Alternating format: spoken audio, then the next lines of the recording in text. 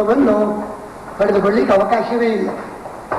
ಹೀಗಾಗಿ ಯಾರಿಗೂ ಸಾಧನೆ ಮಾಡಿ ಮೋಕ್ಷ ಪಡೆಯಲಿಕ್ಕೆ ಅವಕಾಶದಿಂದಲೇ ಎಲ್ಲರೂ ಕೂಡ ವಂಚಿತರಾಗಬೇಕಾಗ್ತದೆ.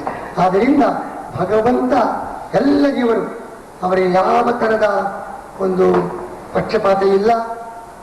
ಎಲ್ಲರನ್ನು ಕೂಡ ಹೇಗೆ ಒಬ್ಬ ತೋಟದವ ಅಥವಾ ಒಂದು ಮೋಡ ಮಳೆ ಸುರಿಸಿ ಎಲ್ಲ ಥರದ ಸಸ್ಯಗಳು ಕಹಿ ಸಿಹಿ ಎಲ್ಲ ಥರದ ಗಿಡಗಳಿಗೆ ಕೂಡ ನೀರು ಎಳೆದು ಅದರಿಂದ ಕಹಿ ಫಲ ಬರಬಹುದು, ಸಿಹಿಯಾದ ಹಣ್ಣು ಬರಬಹುದು. ಯಾವುದೇ ಥರದ ಪಕ್ಷಪಾತವಿಲ್ಲದೆ ಮೋಡ ನೀರು ಸುರಿದು ಆ ಮೂಲಕ ಗಿಡಗಳಿಂದ ವಿವಿಧ ಹಣ್ಣುಗಳು ಯಾವ ರೀತಿ ಪ್ರಕಟವಾಗ್ತದೆ. ಅದರಿಂದ ಭಗವಂತ ನಿಷ್ಪಕ್ಷಪಾತಿಯಾಗಿ ಎಲ್ಲರ ವ್ಯಕ್ತಿತ್ವಕ್ಕೆ ಪ್ರಕಟವಾಗಲಿಕ್ಕೆ ಇದು ಕ್ಷೇತ್ರ ಜಗತ್ತು.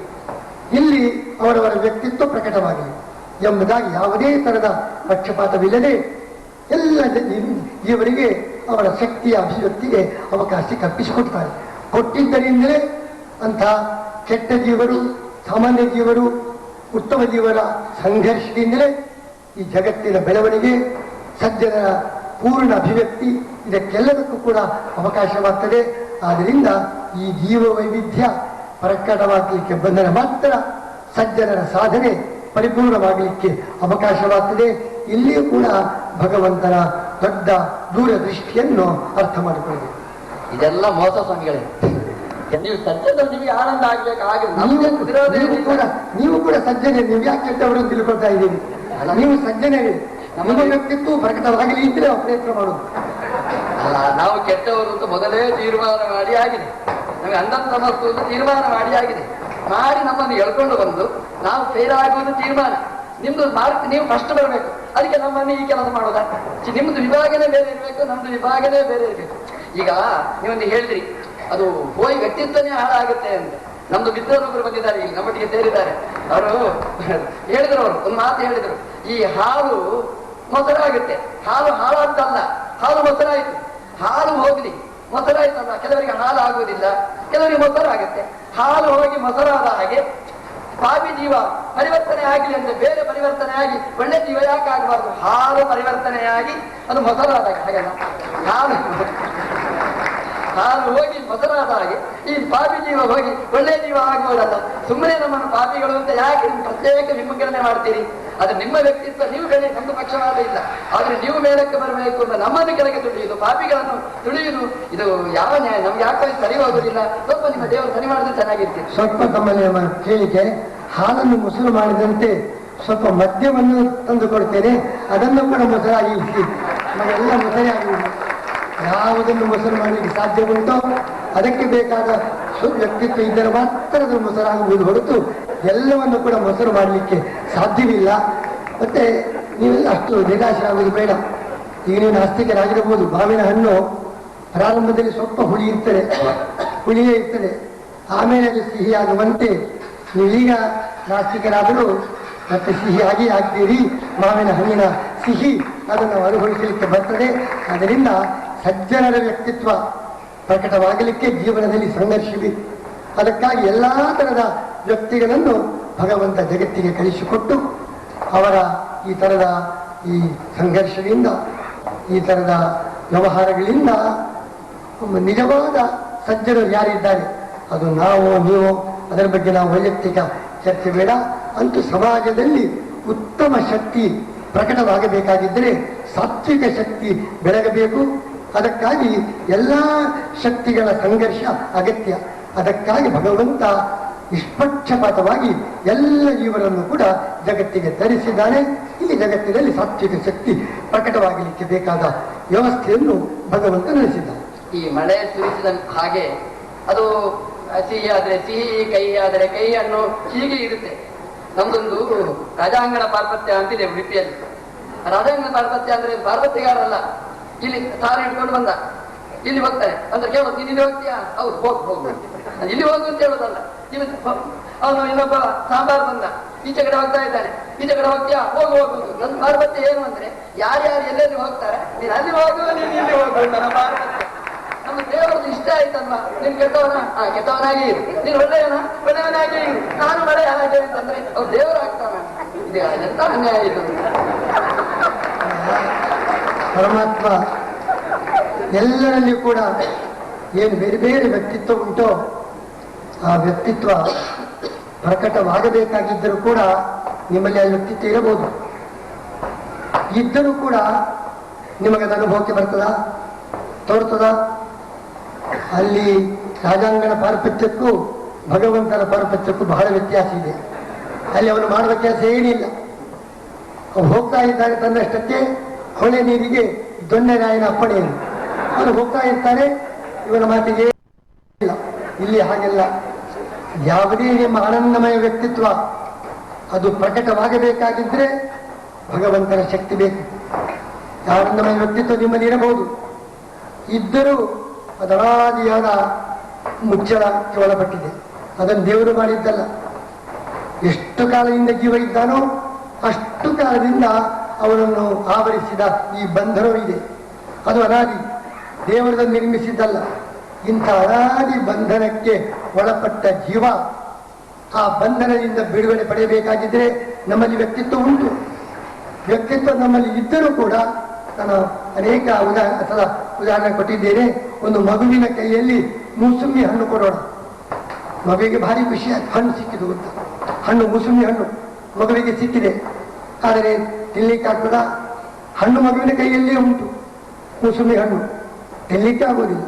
ತಾಯಿಯ ಕೈಯಲ್ಲೇ ಕೊಟ್ಟು ತಾಯಿ ಸುಲಿದು ಕೊಟ್ಟಾಗ ಮಾತ್ರ ತನ್ನದೇ ಆದ ತನ್ನ ಹಕ್ಕಿನ ತನ್ನ ಸೊತ್ತಾದ ಮೂಸಂಬಿ ಹಣ್ಣಿನ ರಸವನ್ನು ಮಗು ಅನುಭವಿಸಬೇಕಾಗಿದ್ದರೆ ಮೂಸಂಬಿ ಹಣ್ಣು ತನ್ನಲ್ಲಿದ್ದರೂ ಅದನ್ನು ಸುಲಿದು ಕೊಡಲು ತಾಯಿಯೇ ಬೇಕು. ಇಲ್ಲದೆ ಹೋದರೆ ಹಣ್ಣು ಇದ್ದರೂ ಕೂಡ ಅನುಭವಿಸಲಿಕ್ಕೆ ಬರುವುದಿಲ್ಲ. ನಮ್ಮ ಆನಂದ, ನಮ್ಮ ವ್ಯಕ್ತಿತ್ವ ನಮ್ಮಲ್ಲೇನೋ ಉಂಟು. ಅದು ಮಗುವಿನ ಕೈಯಲ್ಲಿರುವ ಮೂಸಂಬಿ ಹಣ್ಣಿನಂತೆ. ದೊಡ್ಡ ಸಿಪ್ಪೆ ಇದೆ, ಅಜ್ಞಾನದ ಸಿಪ್ಪೆ, ಅದರಿಂದ ಮುಚ್ಚಿ ಹೋಗಿದೆ. ನಮ್ಮಲ್ಲಿ ಆನಂದ ಉಂಟು, ಆನಂದ ಇದೆ ಅಂತ ಕುಣಿಯಬೇಕಷ್ಟೇ, ಅದನ್ನು ಅನುಭವಿಸಲಿಕ್ಕೆ ಆಗುವುದಿಲ್ಲ.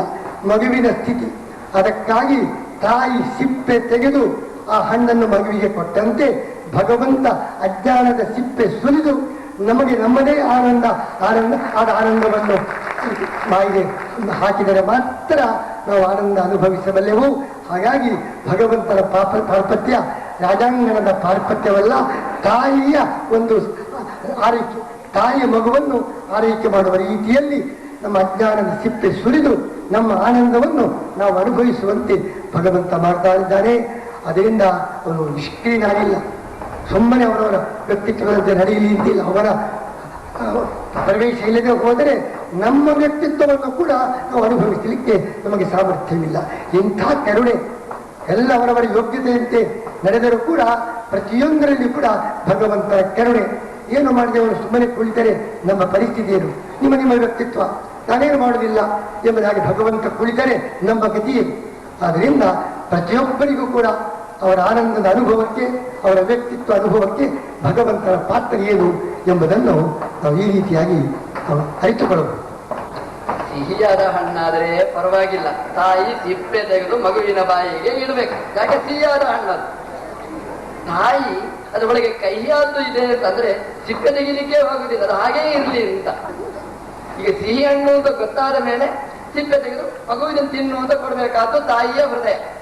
ಒಂದು ವೇಳೆ ಅದು ಕಹಿ ಅಂತ ತಾಯಿಗೆ ಗೊತ್ತಿದ್ರೆ, ನಿಜವಾಗಿ ತಾಯಿ ಹೌದು ಅಂತಾದ್ರೆ ತನ್ನ ಮಗುವಿಂದ ಒಪ್ಪಿಕೊಂಡ್ರೆ ಆ ಮಗುವಿಗೆ ಕೈಯಾದ ಹಣ್ಣಿನ ಸಿಪ್ಪೆಯನ್ನು ತೆಗೆದು ತಾಯಿ ಕೊಡಬಹುದಾ? ಕೊಟ್ರೆ ತಾಯಿ ಅಂತ ಆಗ್ತಾಳ? ಈಗ ಸಜ್ಜನರಿಗೂ ತಾಯಿ ಭಗವಂತ, ದುರ್ಜನರಿಗೂ ತಾಯಿ. ತಾವೇ ಹೇಳಿದ್ರು ಒಂದೇ ರೀತಿ ನಿಷ್ಪಕ್ಷಪಾತ ಭಗವಂತನ ವ್ಯಕ್ತಿತ್ವ. ಆದ್ರಿಂದ ಒಳಗೆ ಸಿಹಿಯಾದ ಹಣ್ಣಿದೆ, ಆನಂದಮಯವಾದ ಹಣ್ಣಿದೆ, ಅದರ ಸಿಪ್ಪೆ ದೇವರು ತೆಗೀಲಿ ತಾಯಿ, ನಮ್ಗೇನು ಬೇಜಾರಿಲ್ಲ.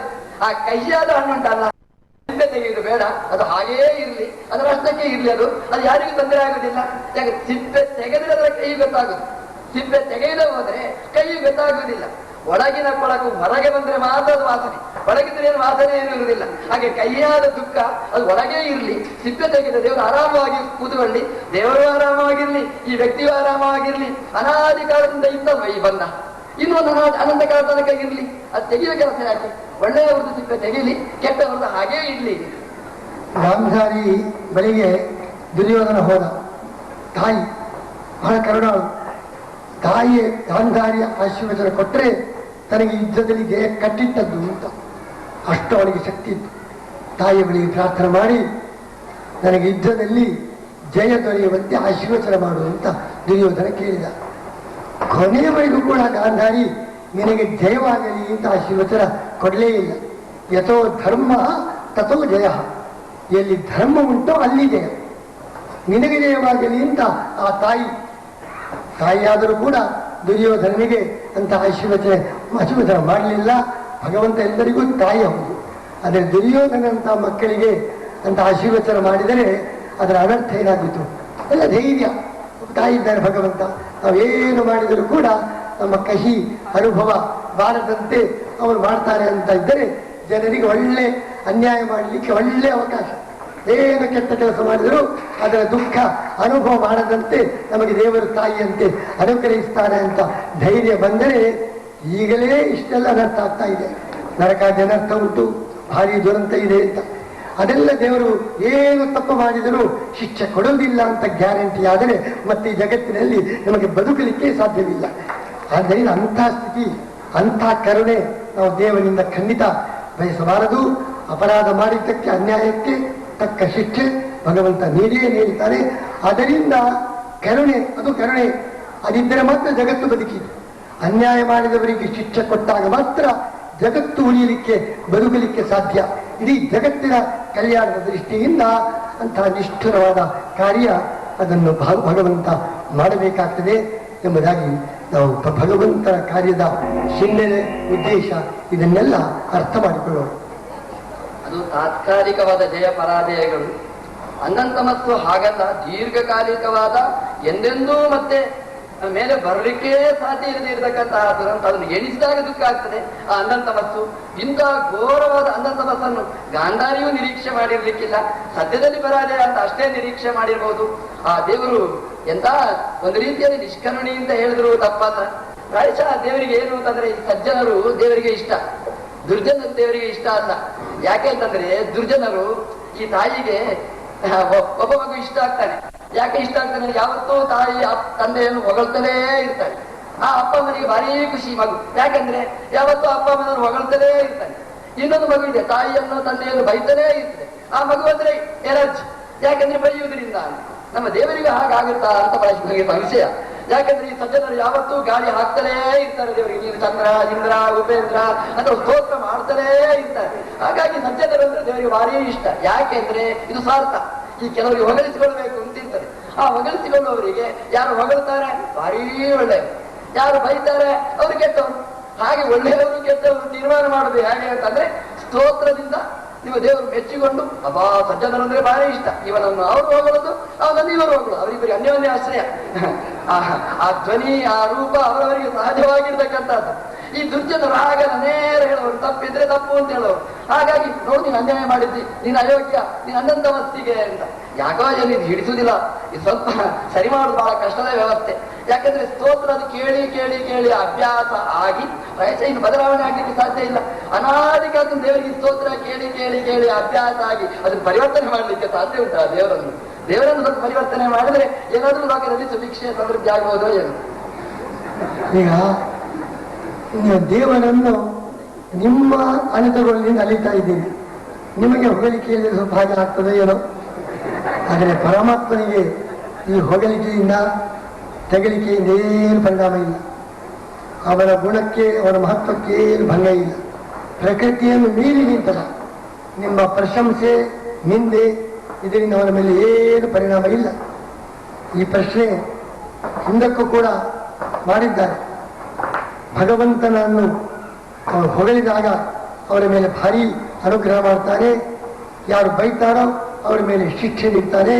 ಸಾಮಾನ್ಯ ಒಬ್ಬ ಶ್ರೀಮಂತ ರಾಜನಿಗೂ ಒಬ್ಬ ಅಧಿಕಾರಿಗೂ ಭಗವಂತನಿಗೆ ಏನು ವ್ಯತ್ಯಾಸ ಎಂಬುದಾಗಿ ಪ್ರಶ್ನೆಯನ್ನು ಭಾಗವತರಲ್ಲಿಯೇ ಈ ಪ್ರಶ್ನೆ ಮಾಡಲಾಗಿದೆ.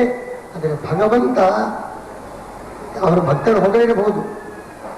ಪರಮಾತ್ಮನ ದೃಷ್ಟಿ ತಾನು ಜಗತ್ತಿನ ವ್ಯವಸ್ಥೆಗೆ ಮಾಡಿದ ನಿಯಮ, ಆ ನಿಯಮಗಳಿಗೆ ಅನುಕೂಲವಾಗಿ ಯಾರಿದ್ದು ಜಗತ್ತಿನ ಪೋಷಣೆಗೆ, ಜಗತ್ತಿನ ಪ್ರಗತಿಗೆ ಅನುಕೂಲವಾಗುವ ರೀತಿಯಲ್ಲಿ ಯಾರು ವರ್ತಿಸ್ತಾರೆ ಅವರ ಮೇಲೆ ದೇವರಿಗೆ ಪ್ರೀತಿ.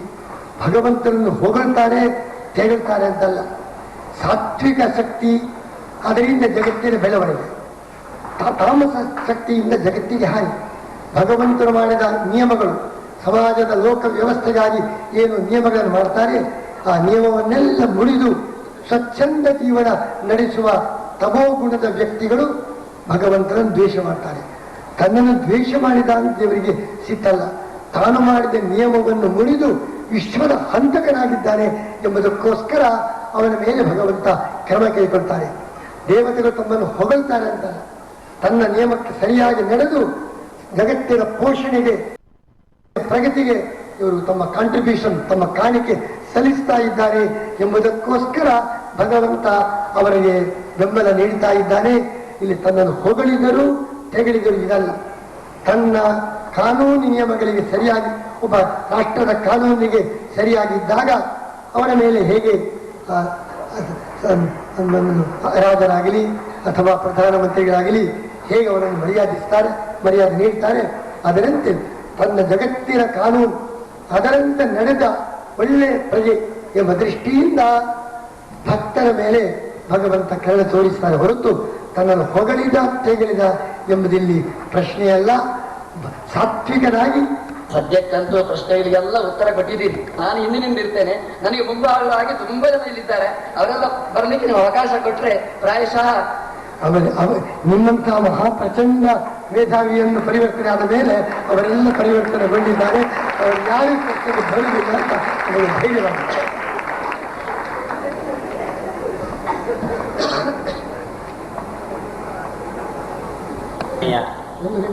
ಒಂದು ಗಂಟೆಯ ವಹಿಸಿ ನಮ್ಮಲ್ಲಿ ನಾಸ್ತಿಕತೆ ಅದು ಕಳ್ಳನಾಗಿ ಮುಗಿದಿರಬಹುದು. ಸಹಜವಾಗಿ ಆಸ್ತಿಕರಲ್ಲೇ ಬರುವ ಕೆಲವು ಗೊಂದಲಗಳಿಗೆ ಸಂವಾದದ ರೂಪದಲ್ಲಿ ಉಭಯ ಶ್ರೀಪಾದರು ಮಲಗಿದ ನಾಟಕ ಆಡುವನ್ನು ಏಳಿಸೋದು ಕಷ್ಟ. ಹಾಗೆ ನಾಸ್ತಿಕನನ್ನು ಬೇಕಾದರೆ ಆಸ್ತಿಕನನ್ನಾಗಿ ಪರಿವರ್ತನೆ ಮಾಡಬಹುದು. ಆದರೆ ಆಸ್ತಿಕನಾಗಿಯೇ ದಿನಕ್ಕೆ 3 ಹೊತ್ತು ಅಖಂಡವಾಗಿ ಪ್ರಣವ ಮಂತ್ರ ಜಪಿಸುವ ಆ ಪರಮ ಶುದ್ಧ ಆಸ್ತಿಕ ನಾಸ್ತಿಕನ ವೇಷವನ್ನು ಧರಿಸಿದ್ರೆ ಅವನನ್ನು ಪರಿವರ್ತಿಸೋದು ಬಹಳ ಕಷ್ಟ. ಆದರೂ ಹರಿತವಾದ ತರ್ಕಗಳಿಂದ ತಾವು ಸಂವಾದದಲ್ಲಿ ಗಮನಿಸಬಹುದು. ಆ ಸಂವಾದದ ಹೆಚ್ಚಿನ ಭಾಗ ನಮ್ಮ ಮಾಧ್ವ ಸಿದ್ಧಾಂತದ ಜೀವ ತ್ರೈವಿಧ್ಯಕ್ಕೆ ಸಂಬಂಧಪಟ್ಟಂತೆ ಸಾತ್ವಿಕ, ತಾಮಸ, ಜೀವರ ಯೋಗ್ಯತೆ ಇದನ್ನು ಒಪ್ಪದ ಹೊರತು ನಾಸ್ತಿಕನ ಪ್ರಶ್ನೆಗಳಿಗೆ ಸಮರ್ಪಕವಾದ ಉತ್ತರವನ್ನು ಕೊಡೋದು ಬಹಳ ಕಷ್ಟವಾದ ಕೆಲಸ. ಉಳಿದ ಭಾರತೀಯ ದಾರ್ಶನಿಕರಿಗೆ ಅದು ಸಾಧ್ಯವಾಗೋದಿಲ್ಲ ಅನ್ನೋದನ್ನ ಈ ಸಂವಾದದಿಂದ ತಾವು ಮನವರಿಕೆ ಮಾಡಿಕೊಳ್ಳಬಹುದು. ಈ ಸಂವಾದವನ್ನ ನಮ್ಮ ಮುಂದೆ ಮಾಡಿದ, ಅದು ನಾಸ್ತಿಕವಾದವನ್ನು ಮಂಡಿಸಿದ್ರು ಕಟುವಾಗಿ ಹೇಳಿದ್ದಾರೆ, ನಿಮ್ಮ ದೇವರು ಅಂತ. ಆದರೆ ಆ ದೇವರು ನಿಮ್ಮ ಅಲ್ಲ, ಅದು ನಮ್ಮ. ಆದ್ರಿಂದ ತಿಳಿದು ದೇವರ ಮುಂದೆ ಇದ್ದಾನೆ ಅಂತ ಒಪ್ಪುವ ದೃಷ್ಟಿಯಿಂದ ಅನ್ಯೋಕ್ತಿಯ ದೃಷ್ಟಿಯಲ್ಲಿ ದೇವರ ಮುಂದೆ ಸ್ತುತಿ ನಿಂದೆಯನ್ನ ಮಾಡಿದ್ದಾರೆ ತ್ರಿಮಾರು ಮಠಾಧೀಶರು. ಪೇಜಾವರ ಶ್ರೀಪಾದರು ಅವರ ಒಬ್ಬರ ಆರಾಧ್ಯ ಮೂರ್ತಿ ರಾಮ, ಮತ್ತೊಬ್ಬರ ಆರಾಧ್ಯ ಮೂರ್ತಿ ಪಟ್ಟದ ದೇವರು ವಿಠಲ. ಅಂದರೆ ರಾಮ ಕೃಷ್ಣ, ರಾಮ ಕೃಷ್ಣರು ನಡೆಸಿದ ಕೃಷ್ಣ ಇಲ್ಲ ರಾಮ ಇದ್ದಾನೆ ಅಂತ ಪ್ರೂವ್ ಮಾಡುವ ಒಂದು ನಾಟಕ ಇದೆ. ಇಂಥ ಸಂವಾದದಿಂದ ನಮ್ಮ ಜ್ಞಾನ ಭಂಡಾರ ಮತ್ತಷ್ಟು ಬೆಳೆಯಿರಿ. ಇದನ್ನು ನಡೆಸಿಕೊಟ್ಟ ಶ್ರೀಪಾದಂಗಳವರಿಗೆ ತಮ್ಮೆಲ್ಲರ ವತಿಯಿಂದ ಪೂರಕವಾದ ಭಕ್ತಿಯ ನಮನಗಳನ್ನು ಸಲ್ಲಿಸ್ತಾ ಮುಂದಿನ ಕಾರ್ಯಕ್ರಮ ಇದೇ ವೇದಿಕೆಯಲ್ಲಿ ನಡೆಯಲಿದೆ. ನಮ್ಮ ಪೂರ್ಣಪ್ರಜ್ಞ ವಿದ್ಯಾಪೀಠದ ಆವರಣದಲ್ಲಿರುವ ಪೂಜಾ ಮಂದಿರದಲ್ಲಿ ಎಲ್ಲ ಮಠಾಧೀಶರು ಸೇರ್ತಾರೆ. ಅಲ್ಲಿಂದ ಶ್ರೀಮನ್ ನ್ಯಾಯಸುಧಾ ಗ್ರಂಥದ ಜೊತೆಯಲ್ಲಿ ಎಲ್ಲ ಶ್ರೀಪಾದರು ವಿದ್ವಾಂಸರು ಮೆರವಣಿಗೆಯಲ್ಲಿ ಈ ಸಭಾಭವನಕ್ಕೆ ಪ್ರವೇಶ ಮಾಡ್ತಾರೆ. ಅನಂತರ ಎಲ್ಲ ಶ್ರೀಪಾದರ ಅನುಗ್ರಹ ಸಂದೇಶದ ಅನಂತರ ಸುಧಾ ಪುಸ್ತಕದ ಕನ್ನಡ ಅನುವಾದದ ಸುಮಾರು 7